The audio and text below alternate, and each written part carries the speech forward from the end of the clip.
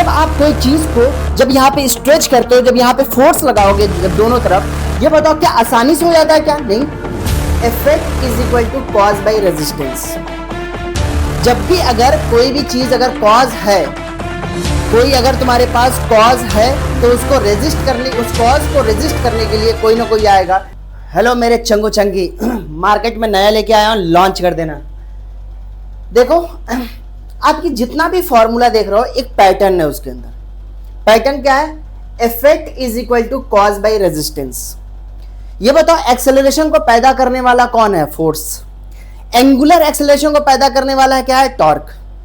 ये बताओ velocity gradient जब आता है, जब फ्लूइड फ्लो के अंदर होता है, जब शियर स्ट्रेस लगता है या शियर फोर्स लगता है, तो ये बताओ उसके वजह से, शियर फोर्स की वजह से वेलोसिटी ग्रेडियंट आता है। तो कॉज क्या है सर? कॉज ये जितना भी ऊपर सर अगर करंट कोई फ्लो कर रहा है, किसके वजह से होता है? पोटेंशियल डिफरेंस की वजह से। पोटेंशियल डिफरेंस कॉज है और आर क्या है? रेजिस्टेंस। तभी यहां पे करंट आया। इसका मतलब जब भी कोई ना कोई कॉज होगा तो उसको रेजिस्ट करने के लिए कोई ना कोई होगा। जब भी अगर कोई भी चीज अगर कॉज है, कोई अगर तुम्हारे पास कॉज है तो उसको रेजिस्ट करने, उस कॉज को रेजिस्ट करने के लिए कोई ना कोई आएगा।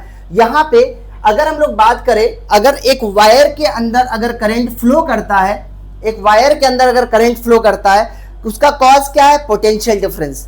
इफेक्ट क्या दिखता है हमें? करंट दिखता है। और ये बताओ वहां पे रेजिस्टेंस कौन है? आर है कि नहीं? जैसे strain, linear strain is equal to होगा नॉर्मल स्ट्रेस डिवाइड बाई, ये होगा Young's modulus of elasticity. E का मतलब क्या होता है? Resistance against linear deformation. जब आप कोई चीज को जब यहाँ पे स्ट्रेच करते हो, जब यहाँ पे फोर्स लगाओगे जब दोनों तरफ, ये बताओ क्या आसानी से हो जाता है क्या? नहीं। वह मटेरियल की एक प्रॉपर्टी है जो उसको रेजिस्ट करेगा। इसका मतलब उस कॉज को, कॉज क्या है यहाँ पे? Normal stress. उसको रेजिस्ट करने वाला कौन है? ई। उसको हम लोग क्या नाम देते हैं? ई। ई को हम लोग क्या बोलते हैं? Young's modulus of elasticity. Sir acceleration is equal to force by m. Sir force, अगर हम यहाँ पे सपोज करो एक ब्लॉक है, उसके ऊपर फोर्स लग रहा है और ब्लॉक का कुछ ना कुछ एक्सेलरेशन है, तो ये बताओ उस फोर्स को रेजिस्ट करने वाला कौन है? उस ब्लॉक का मास। तो यहाँ पे हमारे पास acceleration is equal to force by M.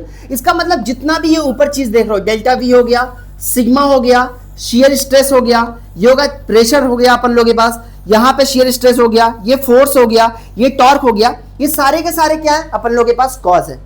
ये बताओ उसका इफेक्ट क्या देखने को मिल रहा है? सर इफेक्ट मिला डेल्टा वी की वजह से क्या आता है? करंट आता है। सर नॉर्मल स्ट्रेस की वजह से आता है लीनियर स्ट्रेस। ये बताओ शियर स्ट्रेस अगर सॉलिड के अंदर है तो क्या आएगा अपन लोगों के पास? यहाँ पे स्ट्रेन आता है, शियर स्ट्रेन आएगा। सर प्रेशर के चेंज होने की वजह से क्या आएगा? सर फ्लूइड के अंदर अगर प्रेशर का चेंज, अगर तुम्हारे पास प्रेशर लगाते हो, वॉल्यूमेट्रिक स्ट्रेन आएगा। सर शियर स्ट्रेस की वजह से क्या आएगा? यहाँ पे वेलोसिटी ग्रेडियंट आएगा फ्लूइड के अंदर। ये बताओ फोर्स अगर होगा तो उसका इफेक्ट क्या देखने को मिलने वाला है? एक्सेलरेशन। अगर टॉर्क होगा तो उसका इफेक्ट क्या देखने को मिलने वाला है? Angular acceleration. सर ये सब तो बातें हो गई।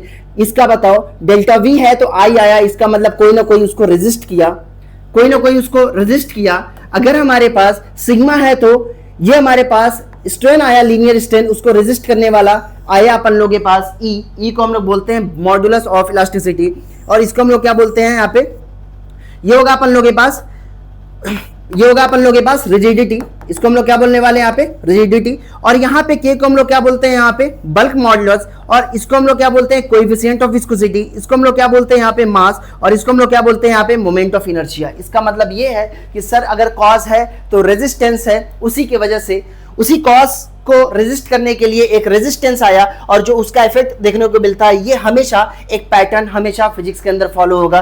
तो ये पैटर्न हमेशा याद रखना। R is for resistance against flow of current, E का मतलब हो गया resistance against linear deformation, G का मतलब हो गया अपन लोग के पास resistance against shear deformation in solid, K का मतलब क्या हुआ? Sir resistance against volumetric deformation. और ये बताओ यहाँ पे कोएफिशिएंट ऑफ विस्कोसिटी का मतलब होता है resistance against shear flow in fluid. इसका मतलब ये है कि सर ये वैल्यू जितनी ज्यादा रहेगी, ये वैल्यू जितनी ज्यादा रहेगी, जो कॉज है उसको ज्यादा से ज्यादा रेजिस्ट करेगा, जो इफेक्ट है वह कम देखने को मिलेगा।